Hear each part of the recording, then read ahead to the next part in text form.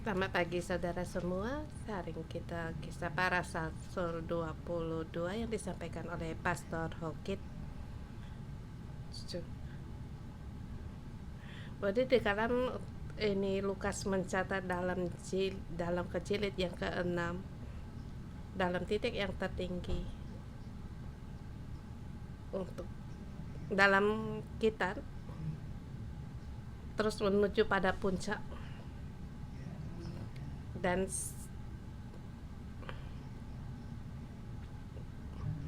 puncak dari tekanan dalam kesengsaraan dan penganiayaan.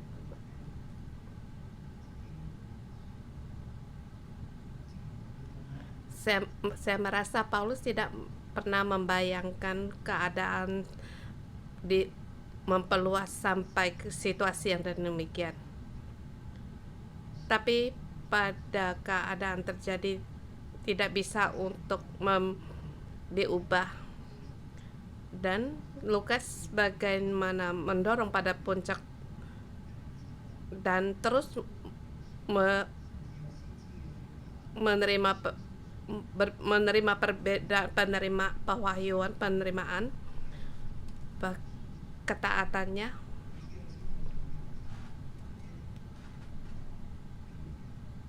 walaupun Paulus tahu dengan perantara Nabi nubatan akan nasibnya di Yerusalem, tetapi dia taat. Paulus taat. Di sini kita tahu Lukas ingin membandingkan Paulus dengan Yesus waktu mereka ke Yerusalem, waktu Yesus menuju salib. Paulus dapat menerka bahwa situasi yang lebih menegangkan akan terjadi, tetapi dengan sukacita dia berangkat ke Yerusalem sebab dia membawa persembahan bangsa lain untuk membantu jemaat di Yerusalem.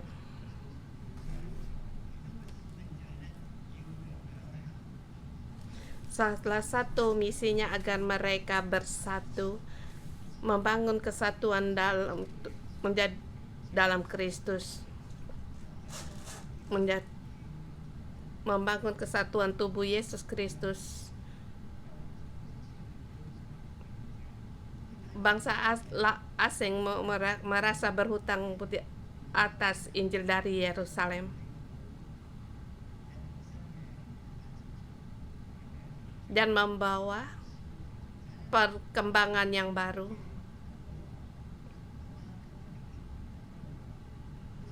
Paulus dari ayat kemarin dan sampai sekarang tentang pembendaharaan persembahan itu tidak disebut. Tapi waktu saya merenungkan kembali, saya baru tahu yang sesungguhnya kesatuan itu bukan soal persembahan dana. Paulus sebagai rasul bangsa lain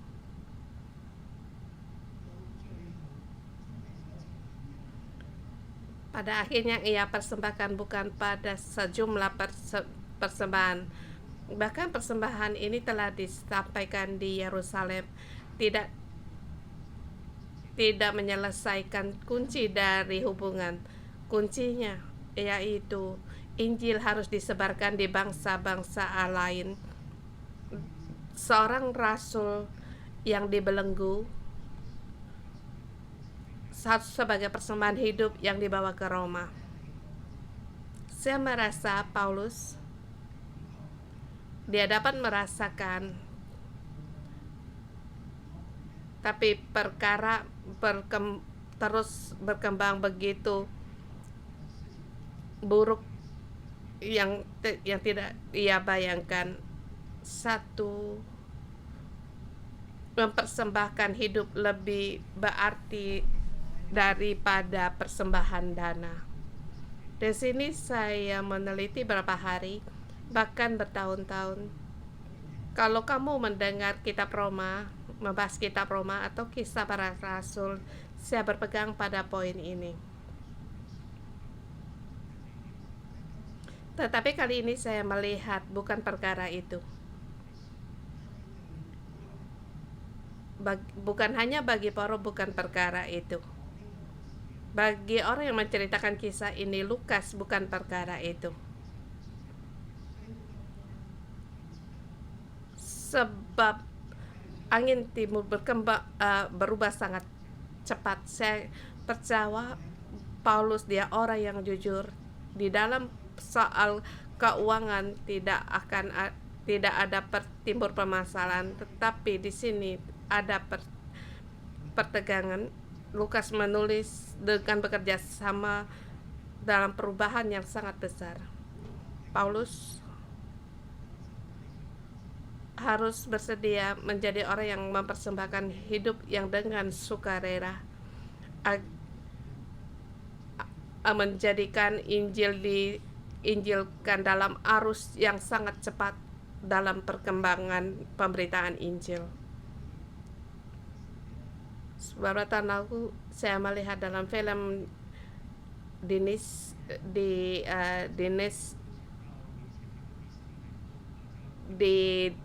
Dainas bernama Memo, seorang yang perjalanan mencari ibunya.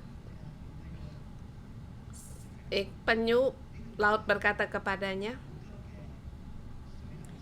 ini arus yang deras, kalau kita bisa masuk kita cepat kepada seluruh samudera yang di pihak yang lain. Tapi bagi Lima ini hal yang asing, tetapi penyu laut yang menyertainya sangat tahu. Yang di sini kita masukkan apa? Kita harus masuk dalam arus Roh Kudus. Pertama, kamu harus terjun di dalamnya. Kedua,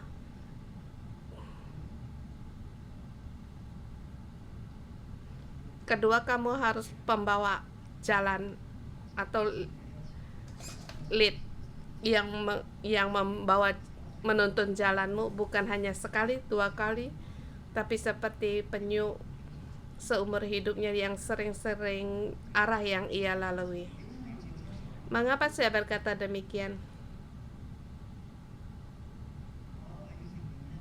Saya harus mengaku saya orang yang cuma pernah setengah-setengah terhadap Roh Kudus. Terhadap terjun dalam arus Roh Kudus saya pernah mundur. Kalau bukan karena di depan saya gereja yang berjalan dalam Roh Kudus, bagaimana interaksi mereka dengan Roh Kudus dalam bimbingan Roh Kudus yang sangat kenal? Mungkin bagi saya orang sebagai penonton saja. Hari ini Paulus dia kembali ke Yerusalem. Dia menerangkan kisahnya. Ada poin yang terus saya teliti.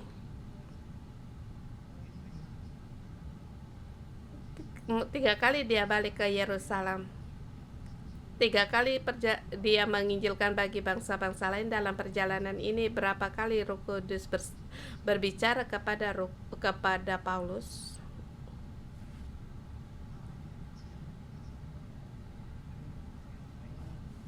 Termasuk yang akan malah bahaya yang terjadi di laut. Kemudian dia harus membawa Injil yang ke bangsa-bangsa lain, itu ke 3 kali. Keempat kali di gereja Korintus. Roh Kudus berkata kepada Paulus untuk jangan takut. Sebab di kota ini aku mendapatkan yang banyak kudapatkan umatku. Kemarin juga Tuhan berkata kepada Paulus, kalau dulu dia tidak mendengar atau dulu dia mendengar tetapi tidak memperdulikan terhadap tanggapan terhadap Tuhan tidak erat, perkara hari ini tidak akan terjadi. Kita katakan harus mengikuti Roh Kudus, setiap kali harus kita ikut. Setiap kali kita mengikuti dan akan mengubah cara pikir kita, cara pandangan kita. Tetapi kita bisa menggunakan cara pandang kita untuk suara yang masa depan, dan dalam mengikuti Roh Kudus ya harus demikian kita mengikuti. Masing-masing harus dengan leluasa dan harus peka terhadap Roh Kudus. Dan tahun ini kita adalah gereja kita 25 tahun anniversary. Terhadap membaca Alkitab, ayat ini saya membawakan satu renungan. Tahukah kamu Paulus pergi ke Damsik, sekarang balik ke Yerusalem telah melewati berapa tahun? 25 tahun, bertepatan 25 tahun. Saya merasa ayat-ayat hari ini ada sesuatu yang diberitahukan kepada kita. Jadi saya telah membawa kata pendahuluan. Kamu mau mengikuti Roh Kudus, kamu harus turun ke air. Kamu harus mengenal arus air. Bisa saja arus air semakin deras.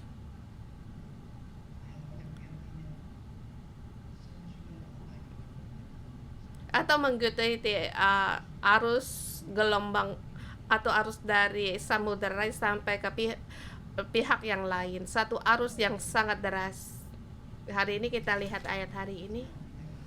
Kisah Para Rasul pasal 22 disampaikan Pastor Rokit. Menurut di Jamaah Roh Kudus dalam Paulus menginjilkan Injil kepada bangsa-bangsa lain, menyatakan bahwa Injil harus disebarkan bagi bangsa-bangsa asing. Kemarin dikatakan kalau kita sebagai orang yang agak normal atau iman kita yang di depan, garis depan, kita akan bertanya kepada Tuhan, mengapa jadi begini, mengapa terjadi seperti nasib buruk pada seseorang. Bukankah engkau menjaga aku? Bukankah engkau menyuruh aku pulang ke Yerusalem? Kita menggunakan penalaran kita bertanya pada pertanyaan yang tidak ada gunanya, sebab kita tidak percaya kepada Allah. Bahkan kita melihat situasi lebih banyak daripada kita percaya Allah dalam situasi ini bekerja. Pada saat situasi yang negatif atau keburuk, seketika kita akan mendorong Allah jauh-jauh. Dia hanya menjadikan pihak yang kita komplain, yang kita lihat dalam hati kita, yaitu menggerutu atau kepahitan. Tetapi kita melihat Paulus, dia memakai perlengkapan senjata Allah. Dia ada ketopang keselamatan. Dia berikat pinggang pada kebenaran. Dia ada pedang roh. Dia berkasutkan Injil damai.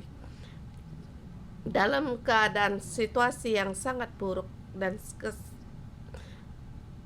dan kesengsaraan Paulus, dia tetap tegar, tidak ragu, tidak takut. Kemarin dikatakan Paulus berkata kepada kepala pasukan, bolehkah dia berkata kepada rakyat? Dia berbicara dalam bahasa Ibrani. Ini merupakan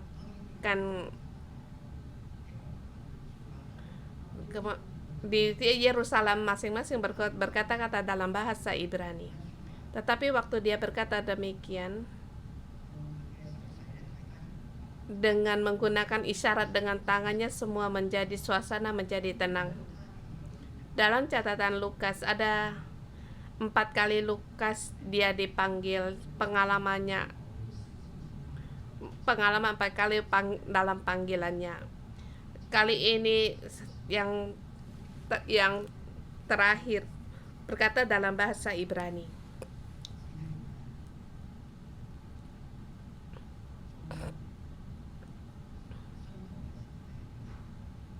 Dan perkara sebelum 25 tahun yang lalu, waktu Stefanus mati martir, dan Paulus dia juga yang menonton. Dia orang yang sangat ramah terhadap orang Yahudi, bahkan Dia orang penganiaya. Dia penganiaya orang-orang yang percaya Tuhan, baik laki-laki dan perempuan. Mereka penjarakan, bahkan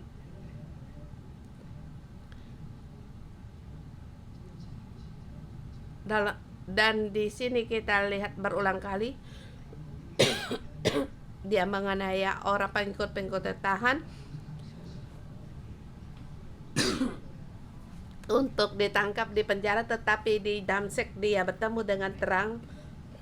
Kemudian bertemu anak-anak Yesus berbicara kepadanya. Tetapi saya perhatikan satu hal. Dulu waktu saya membaca Alkitab, saya tidak perhatikan. Maaf, ayat 15. Ananias menyatakan kehendak Allah kepada Paulus, sebab engkau harus menjadi saksinya terhadap semua orang tentang apa yang kau lihat dan yang kau dengar. Dan sekarang mengapa engkau masih ragu-ragu?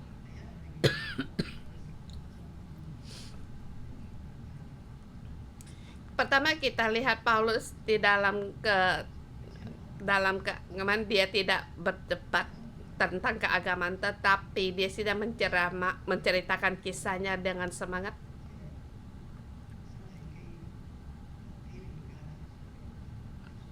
Dia sekarang orang Kilkia dan orang Yahudi. Dia dilahirkan di Tarsus di tanah Kilikia dan di bawah pimpinan Gamaliel dalam nenek moyang mereka. Sekarang dia dalam menceritakan perjalanan dalam di Damsyik yang dulu tidak saya perhatikan. Mengapa engkau masih ragu-ragu? Waktu dia percaya Tuhan, permulaan dari awal itu dia menghadapi tantangan. Bukan hanya apa yang kamu lihat, apa yang kau dengar.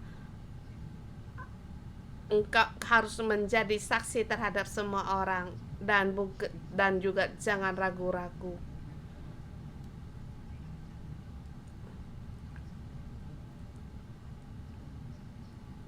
Di 15 tahun seluruh Laut Tengah dia terus di situ menyebarkan Injil. Dia tidak menunda-nunda waktu dan terus mengikuti tuntunan dari Roh Kudus. Dia bukan sejarah dari kota apa, daerah apa untuk memberitakan terlebih dahulu untuk memberitakan Injil. Mengapa begitu cepat? Sebab hidupnya terbuka bagi Roh Kudus. Dia mendengar perkataan ini dengan jelas supaya jangan ragu lagi. Maka ini menjadikan perubahan hidup. Tapi di kita para rasul menulis, dia tidak ragu, tetapi dia tidak tergesa. Bahkan dalam rancangan penginjilan semakin dewasa. Dulu menginjilkan satu kota, kemudian dia pergi. Tapi dalam perjalanan penginjilan yang ketiga, dapat perjalanan kedua, waktu dia sampai di gereja Korintus, dia di situ tinggal 1,5 tahun. Dia bisa cepat, dia bisa lambat. Bukan hanya dia memberitakan Injil, tetapi dia mendirikan gereja. Bahkan semakin dewasa sampai di gelombang ketiga, di waktu dia sampai di Efesus, bahkan menggunakan waktu 3 tahun di ruang kuliah Tinarus membangun murid-murid. Dia tidak lagi di kota yang di Laut Tengah untuk memberitakan. Bahkan dia menggunakan surat-surat untuk mengembalakan domba-domba gereja-gerejanya. Dia melihat Paulus semakin dewasa.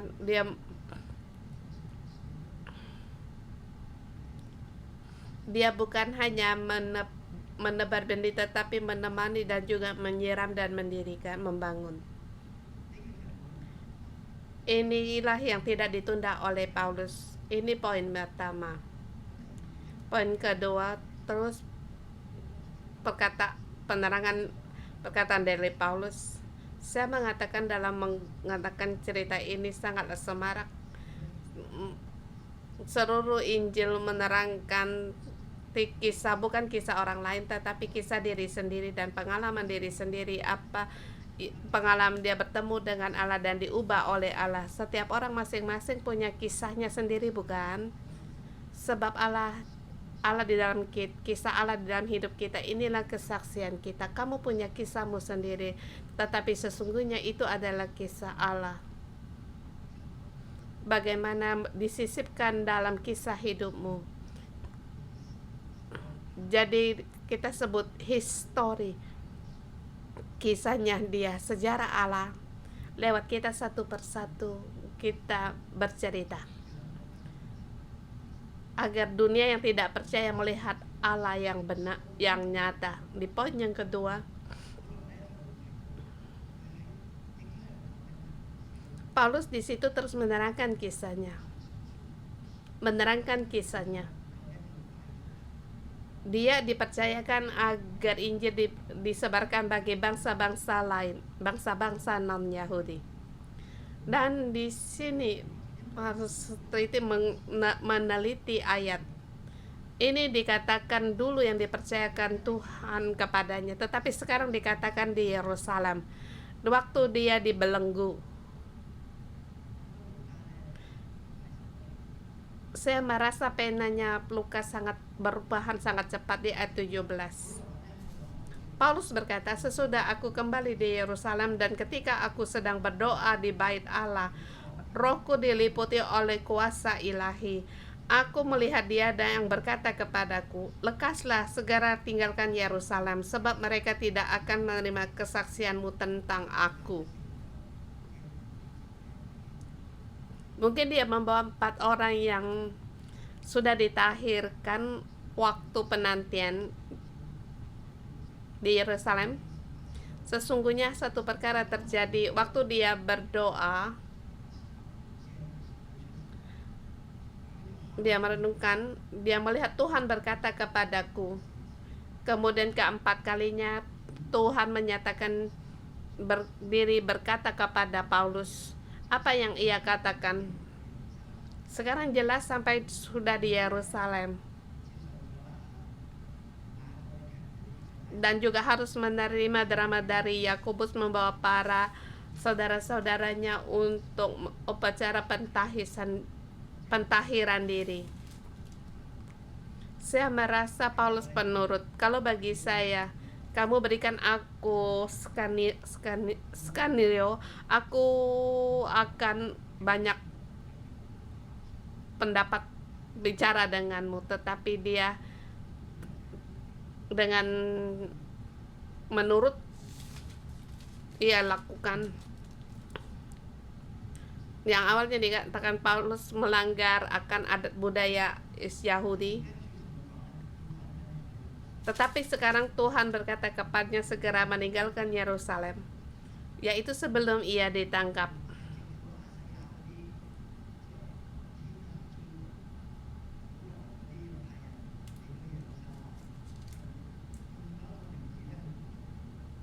Sampai orang Yahudi yang di Asia mengejar Paulus menggunakan banyak alasan dengan membawa 4 saudaranya ini masuk ke bait di Yerusalem, di dalam bait Allah. Mereka mengira membawa orang asing masuk ke bait Allah.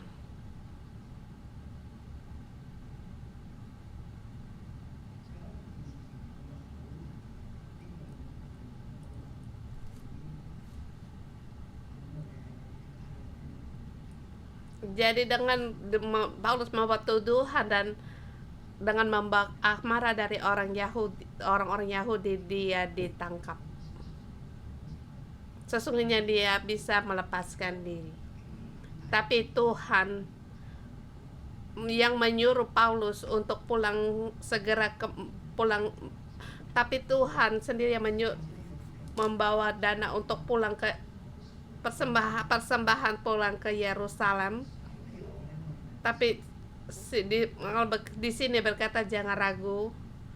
Lalu dana-dana persembahan ini bagaimana? Yakobus menyuruh aku melakukan upacara begini. Bagaimana penyelesaiannya? Orang-orang Yahudi sangat marah, harus mengadakan perdebatan, segalanya semua. Di sini tidak lagi ragu-ragu, sebab dikatakan orang-orang ini tidak menerima kesaksian tentang Tuhan. Jadi mengapa harus berdebat dengan mereka? Jawab Paulus, jawabku, Tuhan, mereka tahu bahwa akulah yang pergi dari rumah ibadah yang satu ke rumah ibadah yang lain, dan yang memasukkan mereka yang percaya kepadamu ke dalam penjara dan menyesakan mereka. Dan ketika darah Stefanus saksimu itu ditumpahkan, aku ada di situ dan menyetujui perbuatan itu, dan aku menjaga pakaian mereka yang membunuhnya. Tetapi kata Tuhan kepadaku, pergilah, sebab aku mengutus engkau jauh dari sini kepada bangsa-bangsa lain. Adakah kamu di sini, Paulus? Dia di situ membela Tuhan, bukankah kamu tahu aku lakukan perkara ini? Engkau tahu bahwa Stefanus mati, aku di situ. Dia membela dirinya. Tetapi di situ dia tambah satu kata, Tuhan. Tetapi kata Tuhan kepadaku, pergilah, sebab aku akan mengutus engkau jauh dari sini kepada bangsa-bangsa lain. Paulus harus percaya bahwa Tuhan akan menyelesaikan segalanya. Dan sejumlah dana persembahan bagaimana menyelesaikan, Tuhan pasti tahu. Ini membuat dia semangat yang besar waktu dia pulang ke Yerusalem. Dan yaitu agar jemaat bangsa-bangsa lain dengan jemaat di Yerusalem bisa menjadi satu. Ini merupakan baik, tetapi kurang baik. Sekarang Tuhan berkata, lekas segera tinggalkan Yerusalem. Paulus memikirkan bagaimana pergi meninggalkan Yerusalem, sedangkan dia lagi menghadapi penangkapan besar di Yerusalem. Dia berpikir bagaimana untuk naik banding dengan Kaisar. Di poinnya ketika 23 sampai 29 dalam kunci utama, Paulus menyatakan akan kewarganegaraannya, yaitu orang Roma. Dulu dia bisa berkata terhadap kepala pasukan, berkata dengan bahasa Ibrani, berbicara kepada orang banyak dalam bahasa Ibrani. Dia orang yang fasih. Tetapi sekarang waktu dia menghadapi hendak disesahkan, sedang dicambuk, mungkin dalam tekanan demikian, Paulus berpikir satu arah, kewarganegaraanku adalah orang Roma.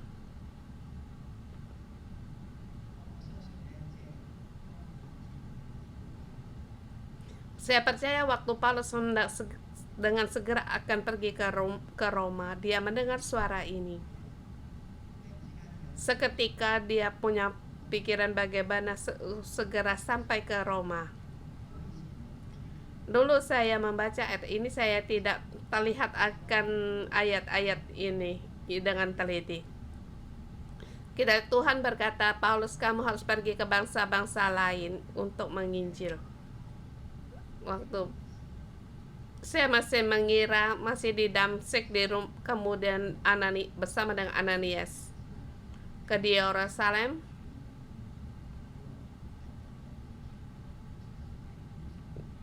Dia dalam setelah pentahiran diri perkara ini. Tapi saya katakan dalam jarak 25 tahun seperti kembali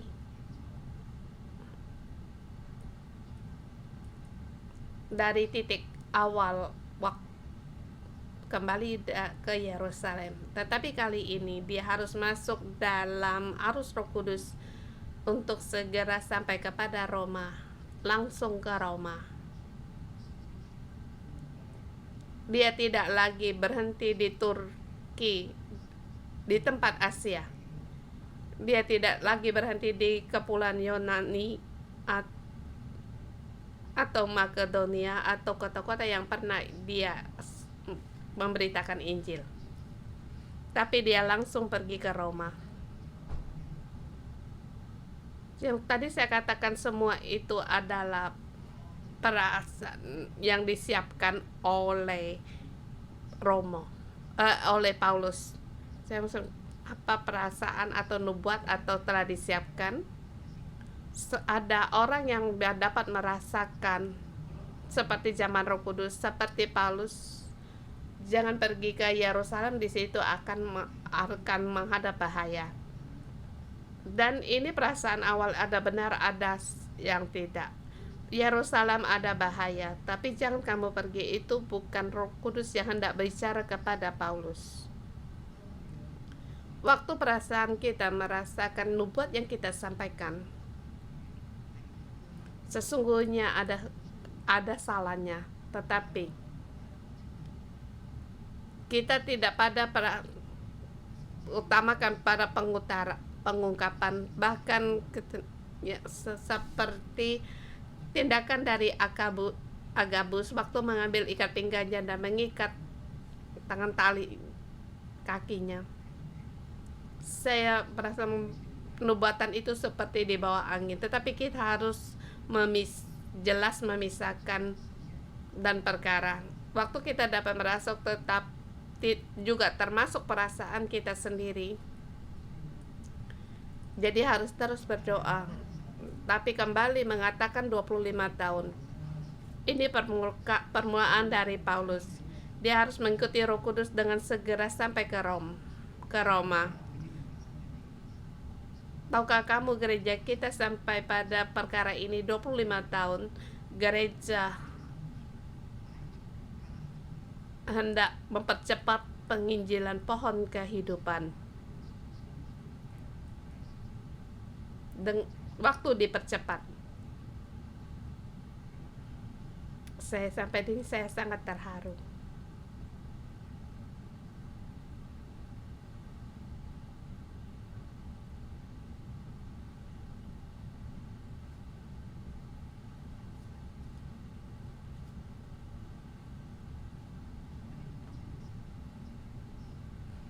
Bagaimana kita tahu bahwa Roh Kudus membuktikan ini? Yaitu setelah selesai kita merayakan hari ulang tahun gereja di Afrika Selatan, ada video yang dikirimkan kepada gereja induk, dan akhirnya Injil sampai pada Afrika. Di sana mereka mendirikan gereja di dalam bahasa yang kita hafal, bahasa selain dari bahasa Kantonis juga bahasa Inggris. Di Afrika telah dibangun. Segera Roh Kudus bekerja. Mohon Tuhan memberkati firman. Mari kita bersama menyembah Tuhan. Mari kita menjatuhkan. Kami menyembah Engkau.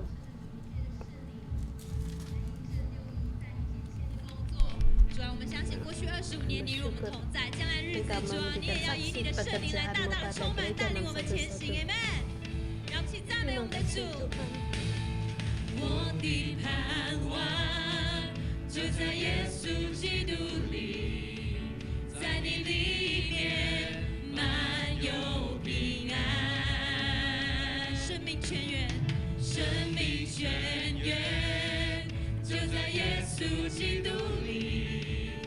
就在我里面活着，宣告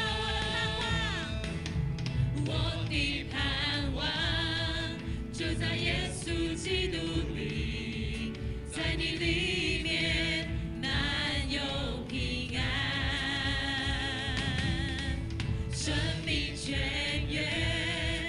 就在耶稣基督里，有主在我里面活着。我宣告，在我里面的，比世上一切更有能力。我不属这世界，我高举耶稣的名。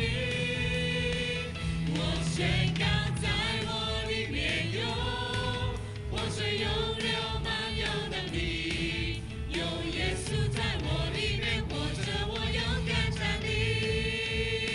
有主在我里面，没有惧怕，能战胜仇敌。有主在我里面，没有惧怕，还得胜有余。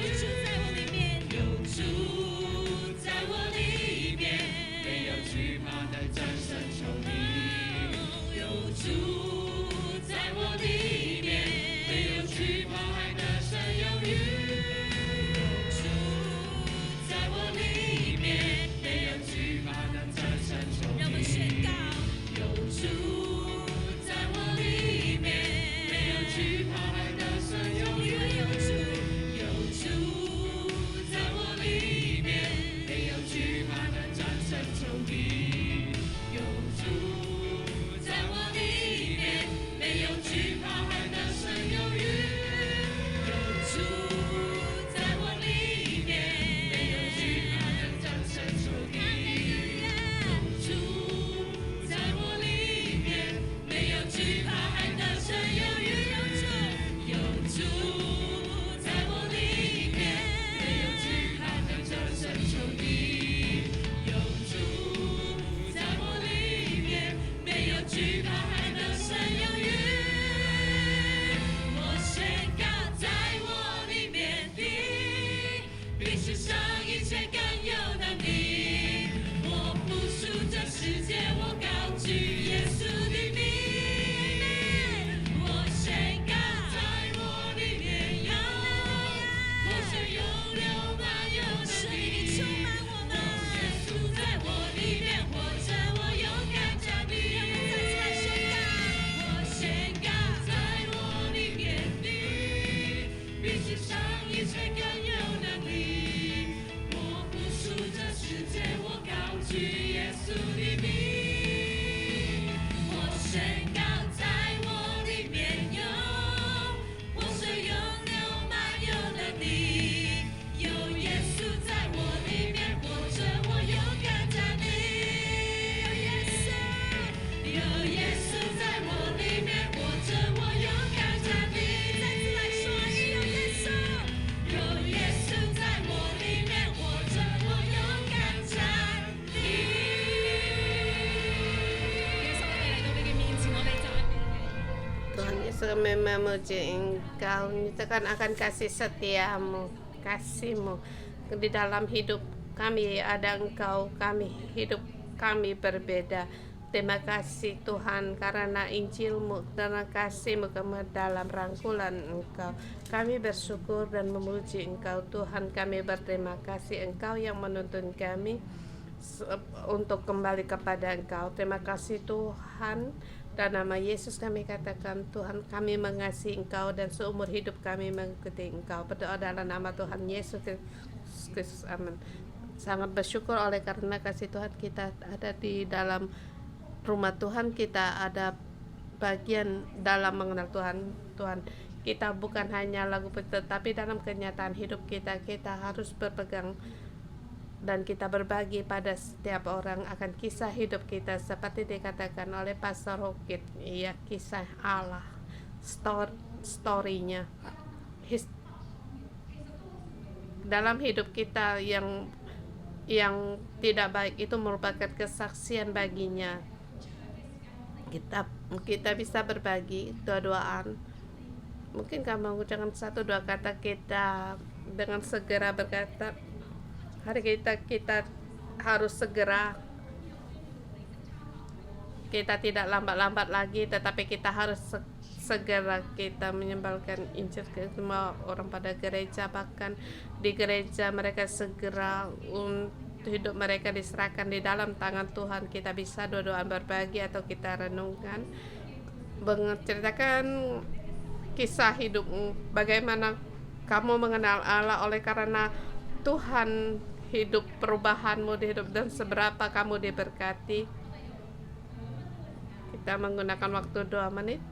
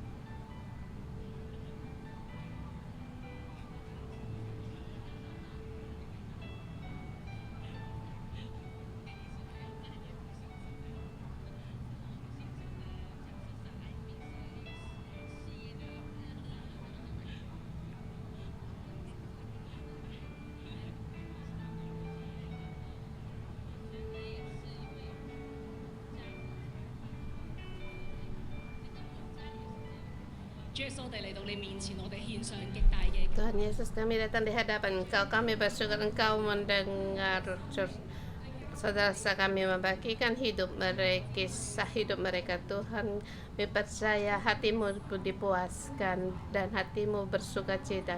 Tuhan, aku berterima kasih sebab oleh karena Engkau hidup kami berbeda. Kami serahkan hidup kami kepada Engkau dan kami bisa orang lain dibawa ke hadapan Engkau. Kami bersyukur kepada Engkau. Tuhan, kasih memenuhi kami setiap orang. Bapa, kasih memenuhi kami setiap orang. Kiranya kasih-Mu lebih dalam lagi menjamah hati kami dan kasih Kamu membawa kami lebih dalam lagi.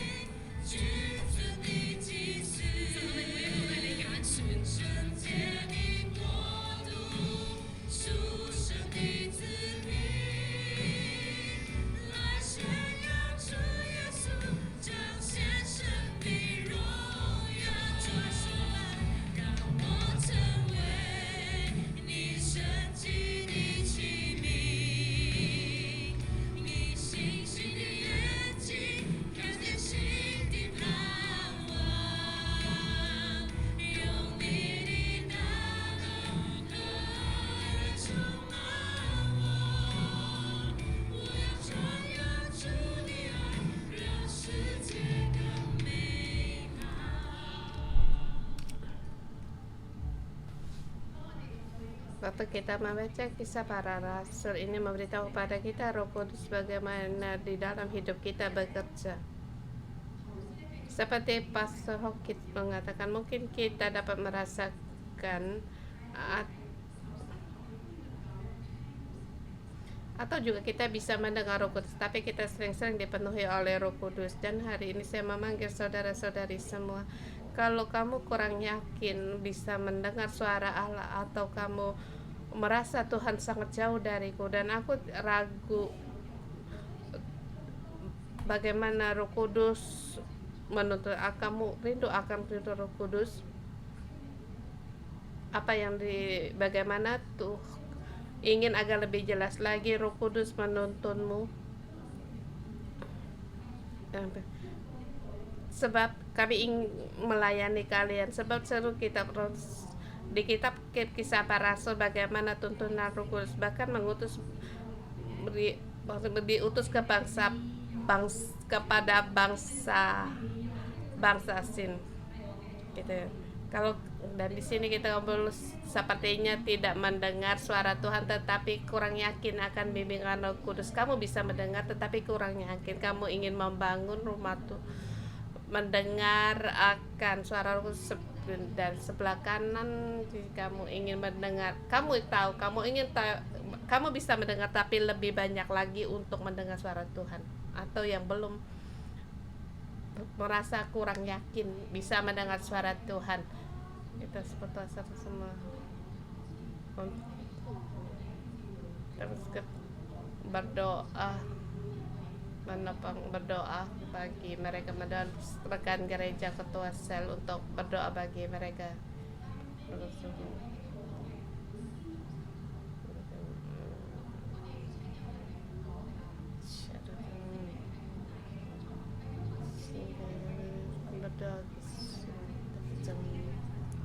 Yang belum kita berdoa pada Roh Kudus. 不斷嘅喺我哋生命入邊去工作，佢係可以咧去嚟充滿你，因為你係滿有呢一個渴慕嘅。為咗每一個嚟到台前嘅，我哋都向神獻上感恩。神學生，你唔好遲延，我哋嚟到前面。今日講 no more delay，我哋唔好遲嚟到前面咧，去服侍我哋嘅弟兄姊妹，亦都可以嚟到前面喺每一個牧者嘅後邊去到輔導，好嘛？我哋嘅小組長、神學生，我哋嘅同工都請嚟到台前，服侍我哋嘅弟兄姊妹，服侍我哋咁渴慕嘅弟兄姊妹。 Kita bisa mendengar suara Tuhan, yakin, tidak ragu.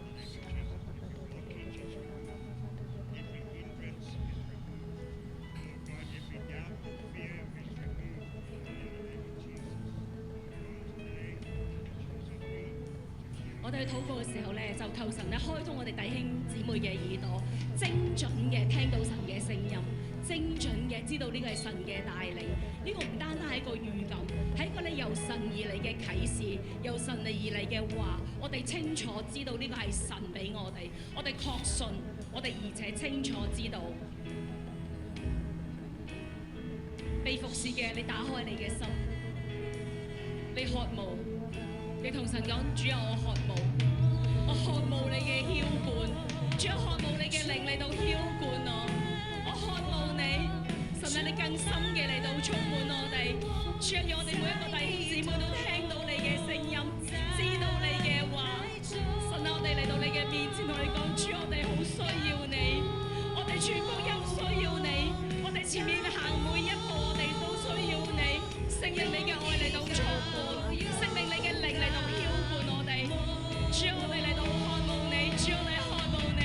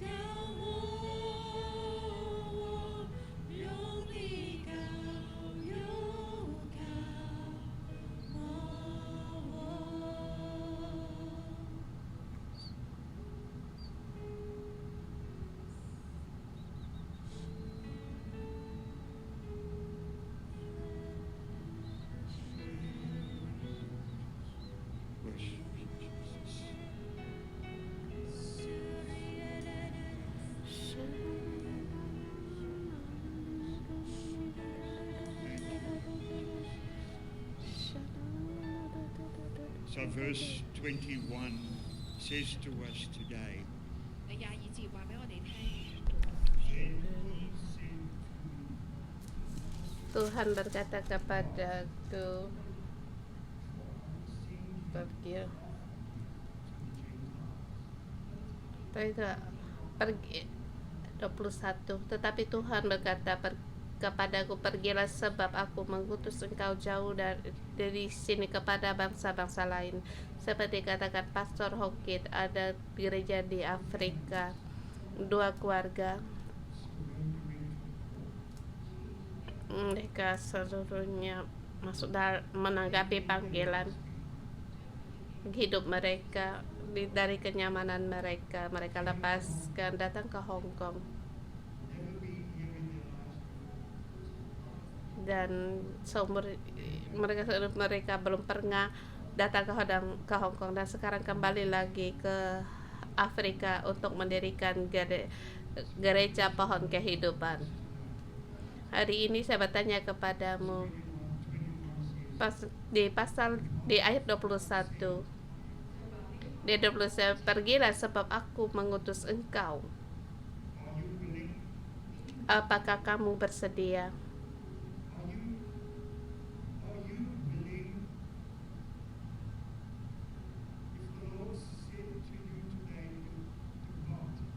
Apakah kalau kamu berkata kepadamu, kalau Tuhan berkata padamu, pergilah, kamu harus pergi. Kalau kamu bersedia untuk diutus Allah, satu keputusan yang sangat penting. Jadi kamu harus dengan serius berpikir, kalau kamu bersedia untuk pergi, walaupun dimanapun Tuhan mengutusmu, dimanapun itu.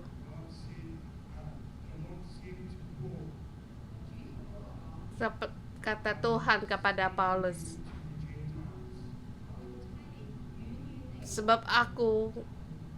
pergilah sebab aku akan mengutus engkau jauh dari sini kepada bangsa-bangsa lain. Tapi apakah kita mendengar suara ini? Kemudian kita pergi. Kalau kamu bersedia,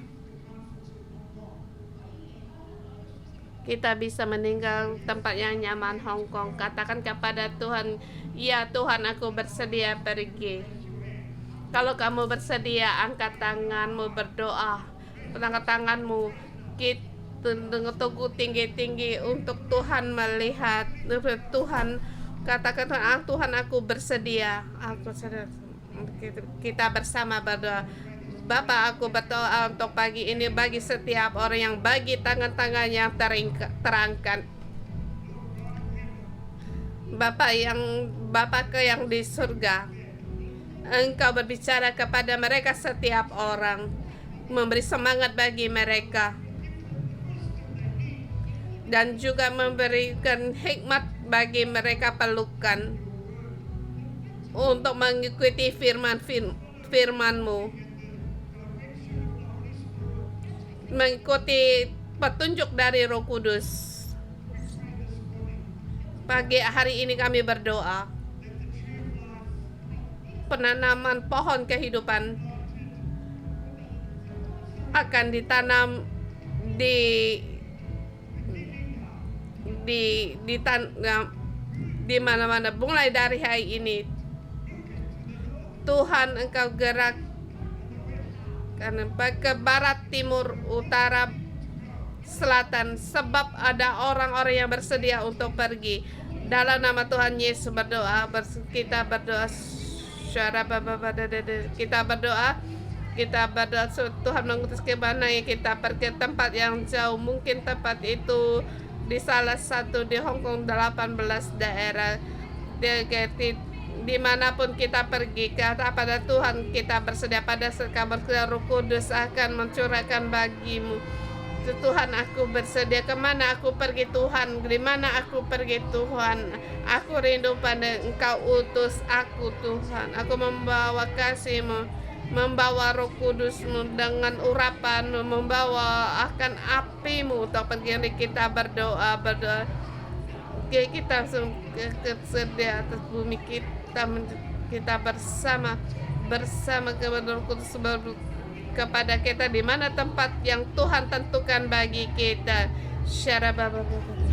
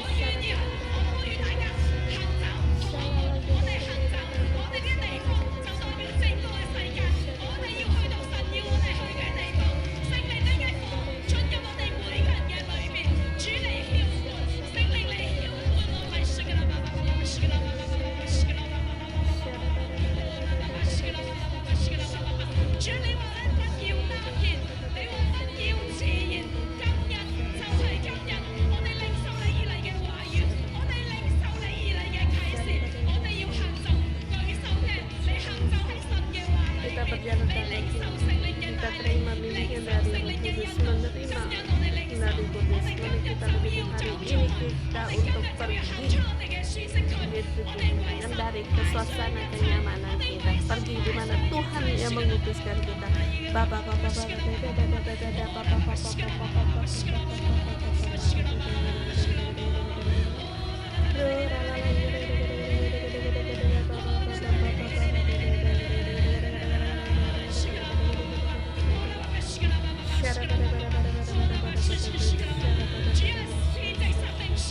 Tuhan penanam pohon kehidupan dan pohon kehidupan. Engkau memberikan hati kami, Engkau menuntun dan kami bersyukur Tuhan, kami bersyukur Tuhan.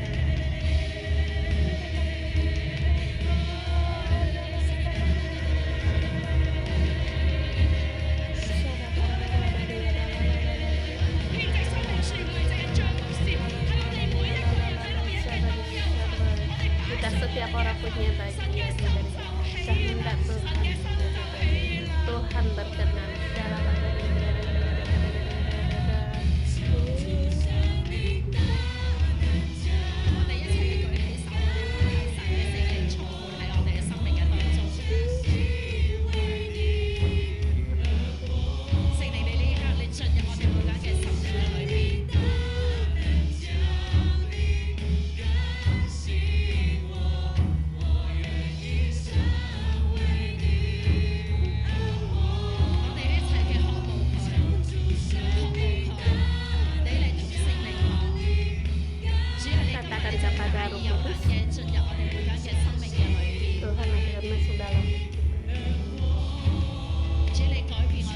Tuhan, Engkau mengubah pandangan kami, Engkau mengubah pikiran kami di tahun 20 dalam 25 tahun gereja. Hidup kami persembahkan bagi Engkau pakai. Terima kasih Tuhan. Saat ini kita terima berkat. Bapa Surgawi, kami datang di hadapan Engkau. Tuhan, kami berharap kepada Engkau. Kami berharap yang baru di tahun 25 tahun ini, permulaan yang baru. Tuhan, Engkau melakukan keajaiban mujizat di gereja kami bagi orang-orang yang saudara-saudari kami yang merindu Engkau dimanapun kami berada. Dalam nama Tuhan Yesus, memberkati kita setiap orang dan yang di online, setiap orang. Apa yang kamu rindukan, kamu pasti akan masuk dalam sungai air kehidupan. Di tahun ini kamu mengalami mujizat Tuhan, keajaiban Tuhan, dan yang baru dan cepat, langkah yang baru dan cepat yang dituntun oleh Roh Kudus. Kamu dengan iman menerima kita dan bisa melepaskan kita yang lama, baik itu dari keturunan keluarga kita, keluarga dari segala yang ia pelajari kitab suci, Paulus pun bisa melepaskan semuanya kita dalam permulaan baru. Roh Kudus menuntut kita untuk menerobos bingkai-bingkai hidup kita dan masuk dalam arus yang baru. Dalam nama Tuhan Yesus memberkati kita untuk terimalah, rindulah Dia. Rindulah Dia, satu kerinduan membawa permulaan yang baru. Dalam nama Yesus memberkati kita semua. Amin. Katakan, kita tahun ini ada arus yang baru. Amin.